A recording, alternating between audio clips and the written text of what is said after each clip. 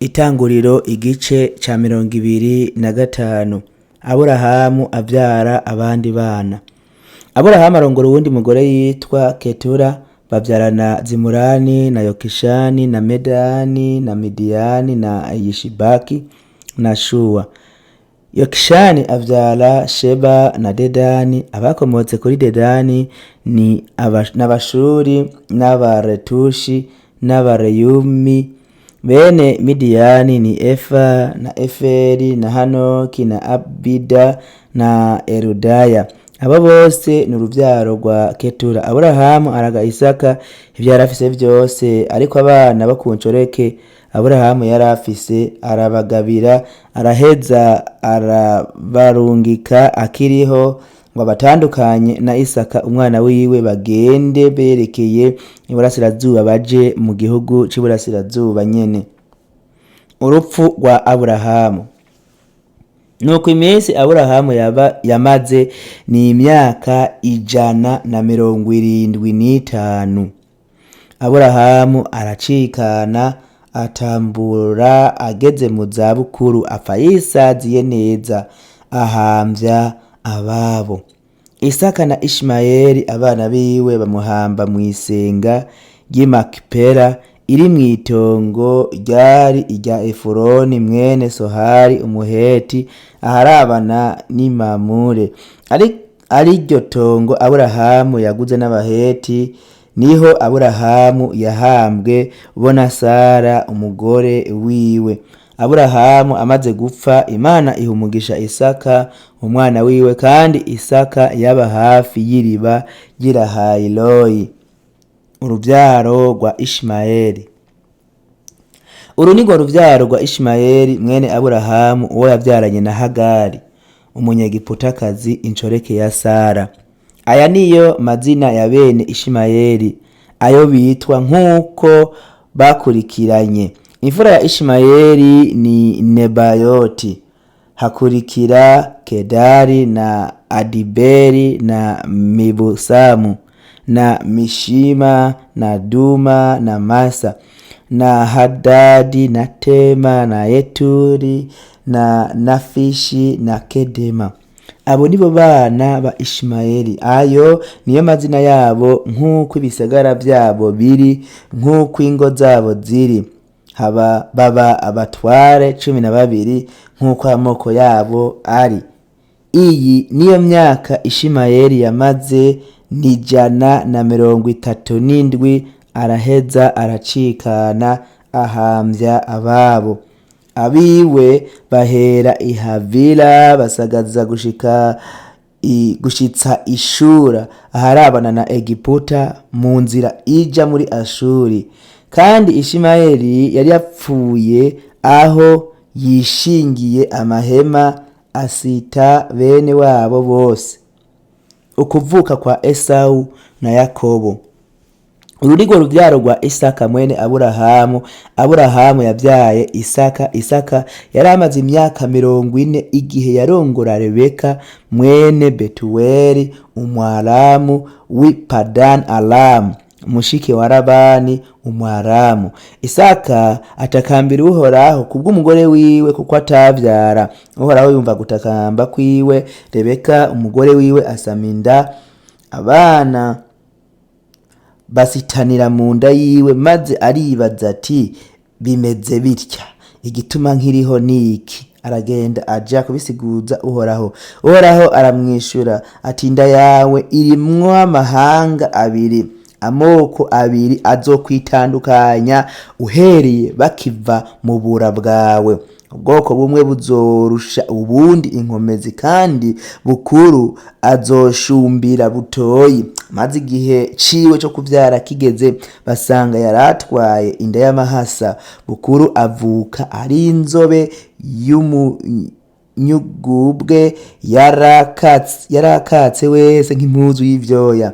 Bamwita Esau. Hakurikira butoyi afashe igitsintsiri ca Esau, bamwita Yakobo. Kandi Isaka yari amaze imyaka 60 igihe bavuka. Esau agura ubukuru bwiwe utwo kurya. abo bahungu barakura. Esawu aba umuhigi w'umuhinga w'umunyeshamba. Yakobo we yaratekereza yibera mu mahema. Kandi Isaka yakunda Esawu kuko yama ajya ku nyama yahigukanye. Rebeka we yakunda Yakobo. Umunsi uri izina Yakobo ateka ibyo kurya. Esawu arinjira avuye mu ishamba ashonje acitse intege. Esawu abarira Yakobo ati mpase utwo ntamira kuri ibyo bitukura, ku bitukura utetse kuko numva ncitse intege. Nicyo cyatumye yitwa Edomu.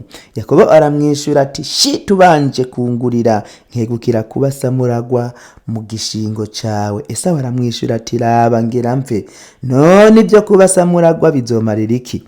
Yakobo aramwishyura ati banza undahire. Aramurahira agurana Yakobo ibyo kuba samuragwa kwiwe. Yakobo araheza aha Esawu umutsima n'ibiharage, nuko ararya aranywa yivira hasi arigira. Uko niko Esawu yakengereye ibyo kuba samuragwa. Itanguriro 26. Isaka asuhukira i Bufilisitiya. Hatera iyindi nzara ya kabiri muri ico gihugu itari imwe ya mbere yo mu gihe ca Aburahamu. Isaka aja i Gerari kwa Abimeleki umwami w'Abafilisitiya. Uhoraho aramwiyereka ati ntumanuke nguje muri Egiputa, uzube mu gihugu nzokubarira. Ba urasuhukiye muri iki gihugu, nanje nzobana nawe nguhe umugisha, kuko wewe n'uruvyaro rwawe nzobaha ibi bihugu byose, kandi nzokomeza indahiro narahiye Aburahamu so. Nzogwiza uruvyaro rwawe rungane n'inyenyeri zo kwijuru, kandi uruvyaro rwawe nzoruha ibi bihugu byose, kandi mu ruvyaro rwawe niho amahanga yose yo mw'isi azohererwa umugisha. Kuko Aburahamu yanyumviye agashitsa ibyo namwihanikirije n'amabwirizwa yanje n'ibyo nashinze n'ibyagezwe byanje. Nuko Isaka aba i Gerari. Abantu baho bamubaza iby'umugore wiwe, arabishura ati ni mushikanje. Kuko abantu baho bamubaza iby'umugore wiwe, arabishura ati ni mushikanje, kuko yatinye kuvuga ko ari umugore wiwe ngo abantu baho bomwica ku bwa Rebeka, kuko yari mwiza w'umunyakaranga. Amazeho igihe kirekire, Abimeleki umwami w'Abafilisitiya arungurukira mu idirisha abona Isaka akinisha Rebeka umugore wiwe. Abimeleki ahamagaza Isaka amubarira ati rega biraboneka ko ari umugore wawe, none niki cakuvugishije ko ari mushikawe? Isaka aramwishyura ati nuko natinye ko bonyica kubwiwe. Abimeleki aramwishyura ati co wadukoreye ico niki? Erega umwe mu bantu banje yari kuryamana n'umugore wawe ataco yicura, ukaba uturemetse icaha. Abimeleki yihanikiriza abantu biwe bose ati uzokora kuri uyu mugabo canke ku mugore wiwe ntibizobura kumucisha umutwe. Isaka atera ishari Abafilisitiya. Maze Isaka abiba muri ico gihugu. Muri uwo mwaka nyene yimbura ibirenze ibyo yabivye ingero 100. Uhoraho amuha umugisha. Uwo mugabo aba umutunzi, agenda arushiriza gushitsa aho yabereye umutunzi bihebuje, kandi yari afise ibitayega by'imikuku n'amasho n'abantu bahinda. Atera Abafilisitiya ishari, bituma basibya amariba yose, bayuzuza ivu ayo abantu base bari barimvye mu gihe ca se nyene Aburahamu. Maze Abimeleki abarira Isaka ati genda utuvemwo kuko uturuta. Nuko Isaka avayo ashinga amahema yiwe mu kibande cy'Igerari abayo.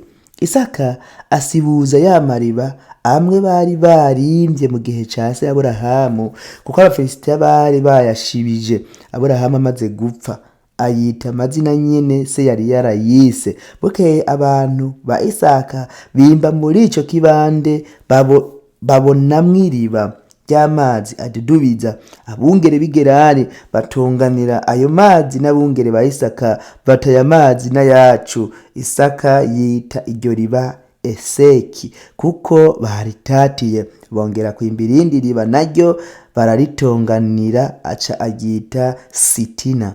avayo arunguruza yimbisha irindi riba ryo ntibaritonganira aca aryita Rehoboti. Aravuga ati noneho Uhoraho adushize ahiyaguye tuzogasara mu gihugu. Avayo araduga aja i Berisheba. Uhoraho amiyereka iryo joro aramubwira ati ndi Imana ya so Aburahamu, ntutinye kuko ndi kumwe nawe, kandi nzoguha umugisha ngwize urubyaro rwawe kubw'umusavyi wanje Aburahamu. Yubakayo igicaniro, yambaza izina ry'Uhoraho, ashingayo amahema yiwe, naho nyene abantu ba Isaka bahimba iriba. Maze Abimeleki ava i Gerari aja i Yari ari kumwe na Ahuzati umumenyekana wiwe na Fikoli umugabisha w'ingabo ziwe.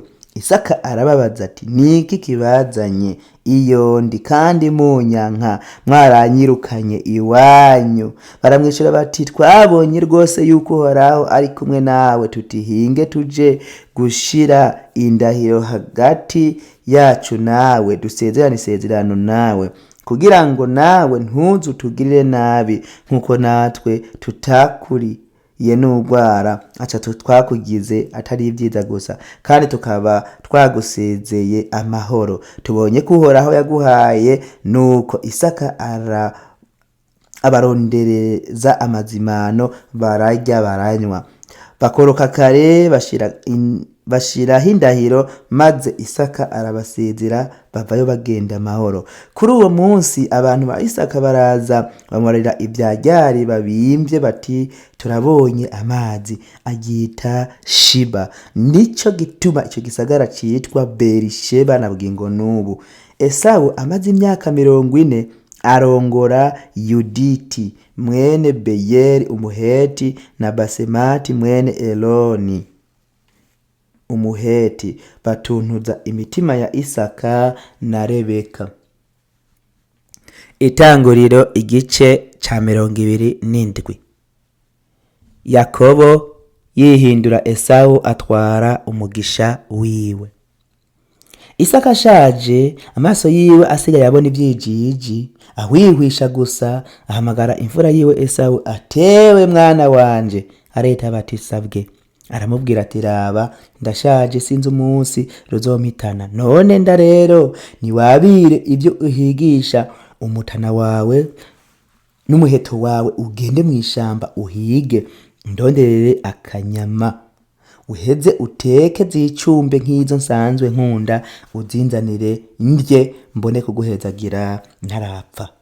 Rebeka yumviriza Isaka ibyo abarira Esawu umwana wiwe. Nuko Esawu aja mw'ishamba kurondera icahiga ngo akizanire se. Maze Rebeka abarira Yakobo umwana wiwe ati numvise so abarira Esawu mukuru wawe ngo agenda amuzanire icahize, amutekereze icumbe arye, amuhezagirira imbere y'Uhoraho atarapfa.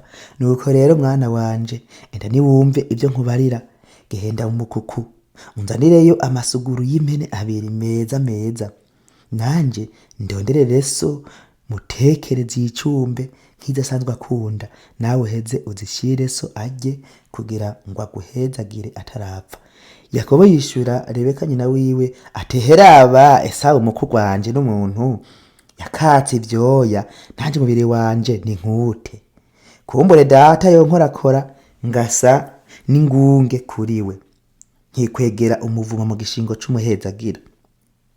Nyina aramwishura ati mwana wanje, umuvumo wovumwe uzube kuri jewe, pfa kunyumvira gusa ugende uzinzanire. Aragenda arazizana aziha nyina. Nyina ateka inyama zazo ziricumba ziba nk'izo se asanzwe akunda. Rebeka yabira imyambaro myiza ya Esawu imfura yiwe iyo yari afise mu nzu, ayambika Yakobo ariwe butoyi, kandi ashira insato za ya masuguru y'impene ku bikonjo vyiwe no mw'izosi ahari inkute. Ahereza uwo mwana wiwe Yakobo za nyama zicumvye n'umutsima yacumvye. Nawe aja iyo se ari, aramuhamagara ati data.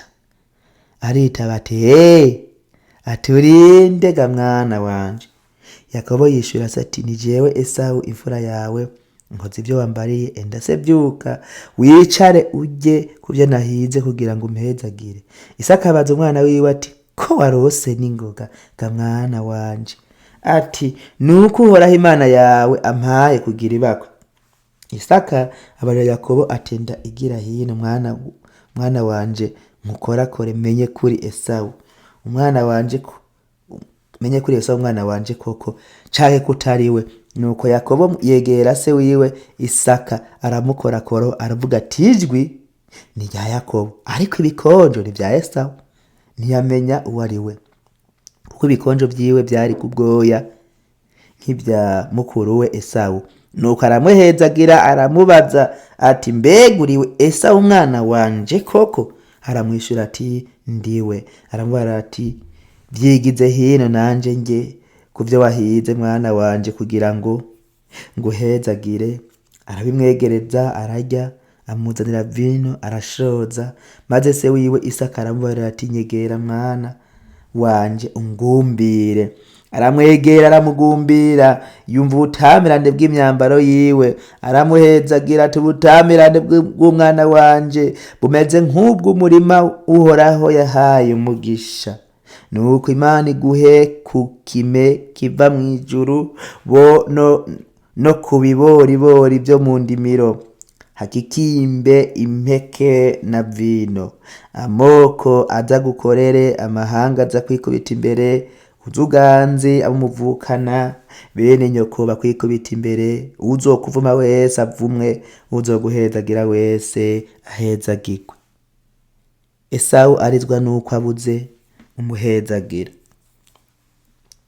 Nuko Isaka arangije guhezagira Yakobo akiva imbere ya se wiwe Isaka, Esawu mukuru we aca arahiguka, nawe ateka inyama ziricumba azizanira se. Abarira se ati data nuvyuke urye ku byo nahize jewe umwana wawe kugira ngo umpezagire. Isaka se aramubaza ati urinde? Aramwishura ati ni jewe Esawu umwana wawe w'imfura.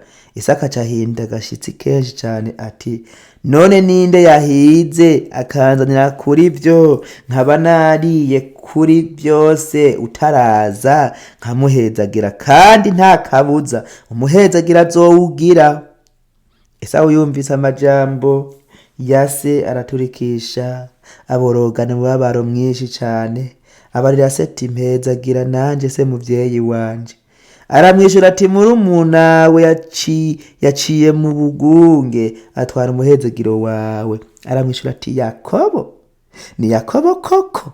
Izina n'iryo muntu yambereye intonyotsi kabiri kose, yanyaze kubasa muragwa, none asubiriye n'umuhezagiro wanje. Arongera aramubaza ati nta muhezagiro wansigarije namba? Isaka yishura Esawu ati erega namaze kumuha ku kuganza, kandi abiwabo nabamuhaye ngo bamusabe, kandi namweguriye ingano na vino. None no gukorera ikiga mwana wanje? Esawu abaza se ati mbega muvyeyi, wari ufise umuhezagira umwe gusa? Mpezagira nanje se muvyeyi wanje. Esawu araturika ararira. Se wiwe Isaka aramwishura ati uzoba kure y'ibiboribori byo mu ndimiro, uzoba kure y'ikime kiva mw'ijuru. Inkota yawe niyizokubeshaho, kandi uzokorera murumunawe, kandi igihe kizogera uzokwigobotora wikunkumure ingogo yakwambitse mw'izosi. Esawu agirira Yakobo urwanko kubw'umuhezagiro se yamuhezagiye, maze Esawu arivuganya mu mutima ati data ashigaje igihe gito tukaja ku kigandaro, niho nzokwica murumunanje Yakobo. Babarira Rebeka amajambo ya Esawu imfura yiwe, ahamagaza Yakobo ati we butoyi. Aramubwira ati umve, Esawu mukuru wawe agira yimare ishavu wamuteye akwice. None rero mwana wanje umve nkubarire, kura hasi uhunge uje i Harani kwa Labani musazanje, ubura amaze y'iminsi mikeya, gushiraho ishavu rya mukuru wawe rizoshirira, akazika agufitiye kagashira kuri wewe, akibagira ibyo wamukoreye, maze nzoca ngutumako ugaruke. None nobaburira rimwe mwempi? Isaka arungika Yakobo i Parani Aramu. Maze Rebeka abarira Isaka ati, numva ndundumiwe kubwabo Bahetikazi nopfuma mpfa. Yakobo yorongora Umuhetikazi nka babandi noba nkibereye hiki. Itanguriro 28. Nuko Isaka ahamagara Yakobo aramuhezagira aramwihanikiririza ati, ntuzusabe umunyakanani kazi, va hasi uje i Parani Aramu kwa Betuweli sogokuru, uzusabe y'umugeni mu bakobwa ba Labani nyokorome.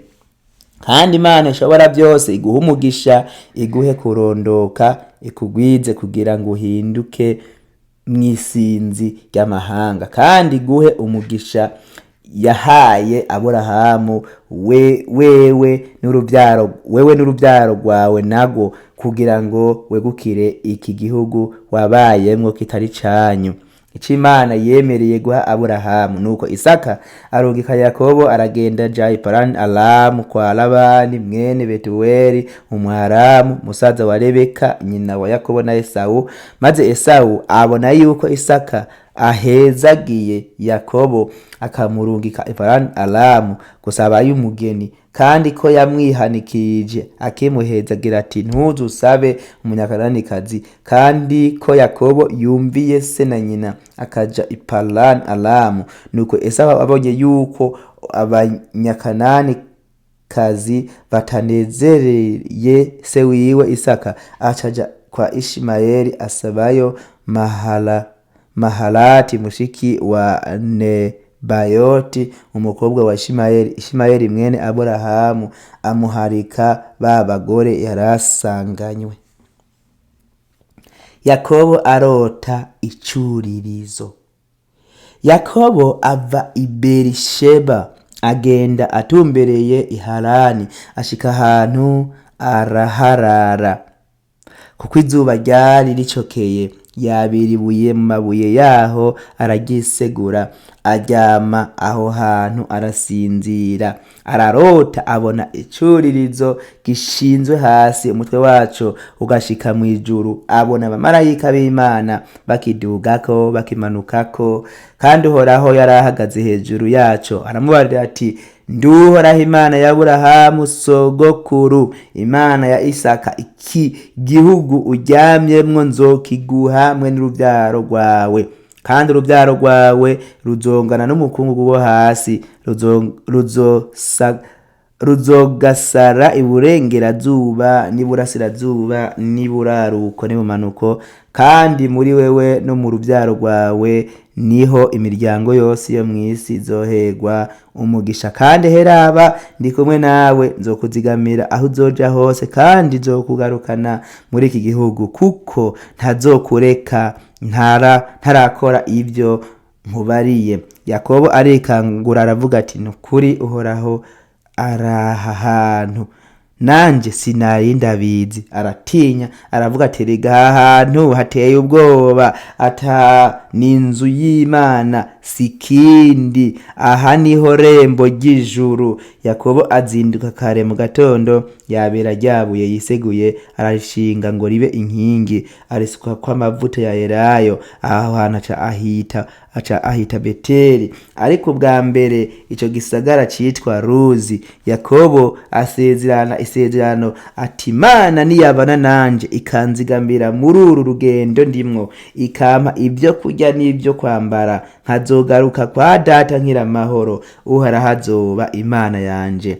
Niribuye nshinze kw'inkingi rizoba inzu y'Imana, ati kandi kuvyo uzohora umpa byose sinzobura kuguhamwo ikigira 10. Itanguriro igice ca 29. Yakobo ashika kwa Labani. Yakobo araheza akomeza urugendo ashika mu gihugu c'ababa iburasirazuba. Agize atya abona iriba ku musozi ririko imikuku y'intama iri gutatu ziryamye, kuko kuri iryo riba ariho bashora imikuku, kandi Ikibuye gipfundikiye umunwa w'iriba cari kinini. Aho niho imikuku yose yakoranira bagatembagaza ico kibuye bakagikura ku munwa w'iriba bakavomera intama bagaheza bakagisunika ku munwa w'iriba aho cahora. Yakobo abaza abungere ati bagenzi mbega muraba hehe? Baramwishura bati turabanyaharani. Arababaza ati mbega Labani mwene Nahori muramuzi? Bati turamuzi.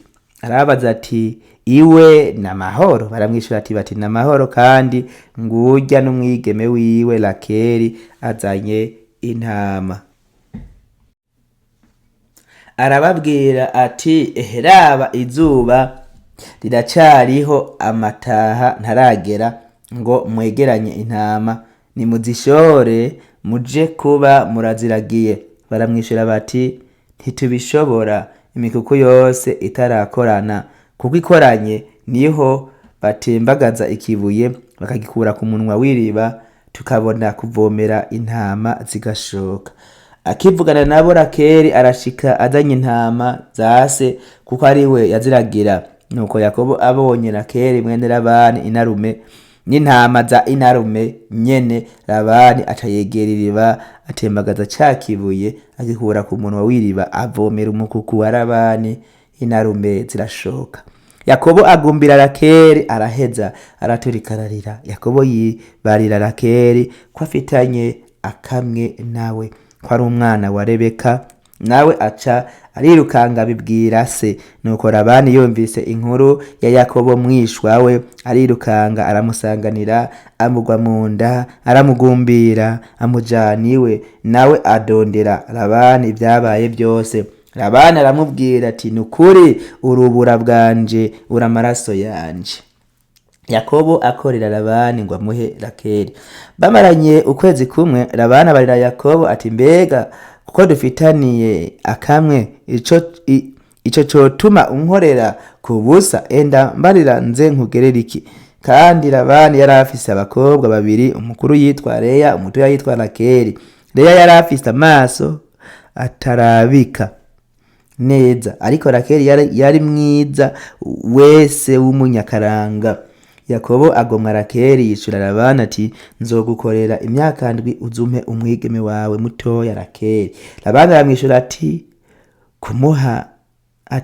kumuha wewe biruta kumuha uwundi muntu wese, igumire ngaho. Nuko Yakobo akora imyaka ndwi kugira ngo ahabwe Rakeli, imuhindukira nk'iminsi mikeya kubw'urukundo amukunda. Yakobo ashingirwa Leya uwo atasabye. Maze Yakobo abarira Labani ati mpa umugeni wanje ndamurongore kuko iminsi wanciriye yashitse. Labani atorera ubukwe abantu bose baho hantu, atereka amazimano, ahenga mu kagoroba azana Leya umwana wiwe aramumuha, aramurongora. Labani atanga Zirupa inshoreke yiwe, amuha Leya umwana wiwe ngo amucorekere. Bukeye Yakobo agize atya asanga ni Leya, abaza Labani ati ibyo wangize nibiki? Sinagukoreye kuri Rakeli, icatumye umpenda niki? Labani aramwishura ati iwacu ntibagenza batyo, gutanga umutoya umukuru akiraho. Mara imisi ndwi yo mu nkinga mwe n'uyo duheze tuguhe uwundi nawe uzunkorere iyindi myaka ndwi. Yakobo abigenza atyo amara iyo minsi ndwi y'inkinga. Labani araheza amushingira Rakeli umwana wiwe wundi. Labani aha uwo mwana wiwe Rakeli inshoreke yiwe Biruha ngo amucorekere. Yakobo arongora Rakeli nawe, maze aramukundwa akaza amurutisha Leya. Nuko akorera Labani iyindi myaka ndwi. Maze Uhoraho abona yuko Leya yanswe, aca azibura inda yiwe, ariko Rakeli aragombaha. Leya asama inda abyara umuhungu amwita Reyubeni, ati nuko Uhoraho yabonye umubabaro wanje, noneho umugabo wanje azonkunda. Asama inda y'ubuheta abyara umuhungu, ati Uhoraho kuko yumvise ko nanswe, nico gitumye anyongera n'uyu amwita Simeyoni. Yongera gusama inda avyara umuhungu, ati noneho umugabo wanje arifatanya nanje kuko muvyariye abahungu batatu, nico catumye yitwa Lewi. Yongera gusama inda avyara umuhungu, ati ubuho ndashima Uhoraho, nico catumye amwita Yuda. Nuko aba araretse kuvyara. Itanguriro igice ca 30. Yakobo avyara ku nshoreke z'abagore biwe. Rakeli abonye atavyaranye na Yakobo akana, agirira ishari mukuru we, abarira Yakobo ati mpaka abana utabampaye mfuma mpfa.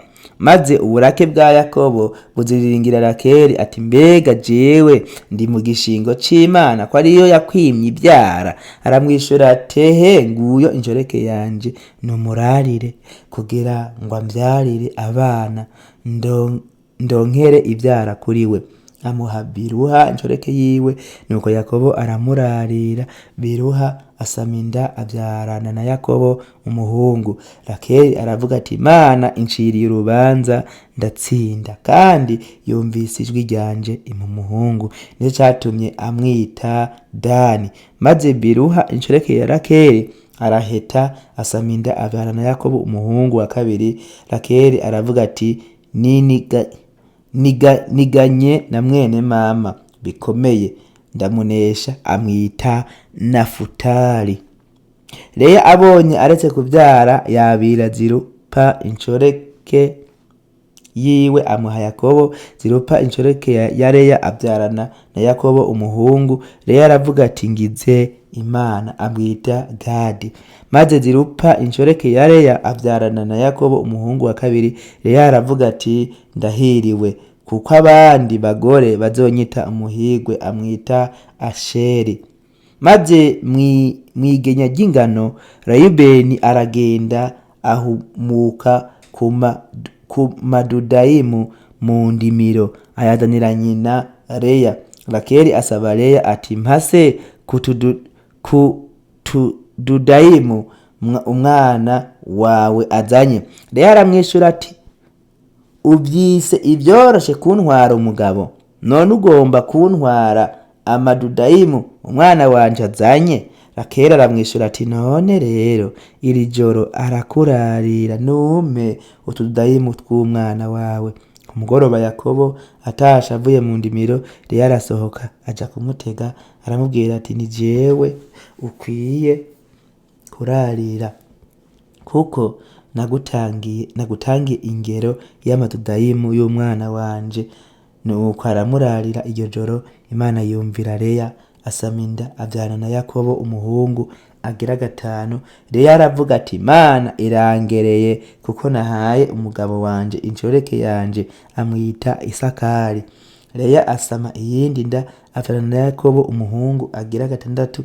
Leya aravuga ati Imana ingabiye ingabire nziza, noneho umugabo wanje azobana nanje kuko muvyariye abahungu batandatu, amwita Zebuloni. Hanyuma avyara umukobwa amwita Dina. Maze Imana yibuka Rakeli iramwumvira, izibura inda yiwe, asama inda avyara umuhungu ati Imana iranteturuye, amwita Yosefu. Ati Uhoraho ampetere uwundi muhungu. Yakobo yongera gucana ingero na Labani. Nuko Rakeli amaze kuvyara Yosefu, Yakobo abarira Labani ati ndekura ngende subira iwacu mu gihugu cacu, mpa abagore banje n'abana banje abo nakoreye nigire, kuko uzi ukuntu nagukoreye. Labani aramwishura ati coma ukanezererwa kugumana nanje, kuko nabonye rwose yuko Uhoraho yampaye umugisha ku bwawe. Ati ncira ingero nzokugerera nanje nzoyitanga. Aramwishura turazi ingene nagukoreye n'ukuntu nagendanye imikuku yawe, kuko ibyo wari ufise ntaraza vyari bike, none vyaragwiriye biba ibitayega, kandi Uhoraho yaguhaye umugisha uhereye aho nashinze ikirenge hose. None jeho nzokwirondera ryari ivy'urugo rwanje nago? Aramubaza ati none nokugirira iki? Yakobo aramwishura ati ntaco nkwatse, ndemeye gukomeza kukuragirira umukuku wawe no kuwuzigama, niwe yemera kunkorera kino ko nogendagenda mu mukuku wawe wose uyu munsi ngasobanuramwo igitungwa cose c'umufumberi n'ic'amabara y'ibigabo, ari intama yose y'ikiyumbu, ari impene z'amabara y'ibigabo n'iz'imifumberi. Bene izo nizo zizoba ingero yanje. Uko ni kukuri kwanje kuzotsindira mu gihe c'imbere. Niwaza kwitegereza ingero zanje zivuye iwawe, bakaramuka habonetsemwo impene itari iy'umufumberi canke iy'amabara y'ibigabo canke intama itari iy'ikiyumbu, muzi wanje uzuyite inyibano. Labani aramwishura ati ndavyemeye, bize bibe nk'uko uvuze. Ariko Labani ahenga uwo munsi nyene arobanura amapfizi y'impene y'ibibaba n'ay'amabara y'ibigabo n'izivyara zose z'imifumberi n'iz'ibigabo, impene yose y'ibara ryera n'intama zose z'ibiyumbu, aziragiza abahungu biwe.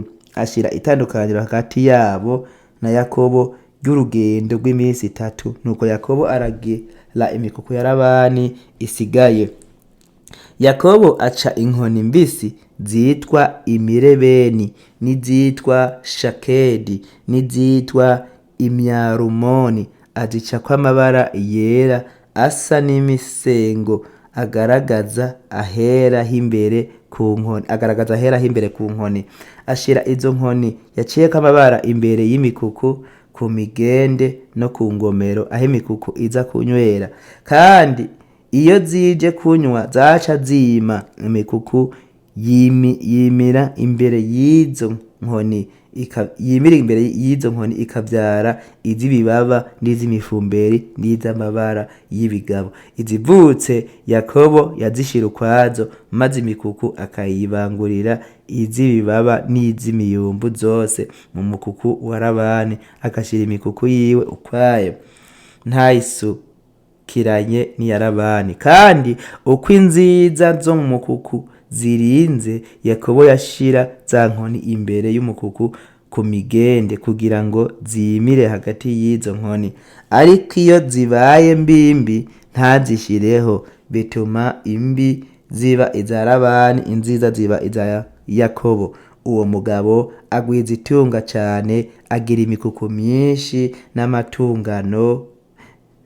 n'abatungano b'abakobwa n'abahungu n'ingamiya n'indogobe.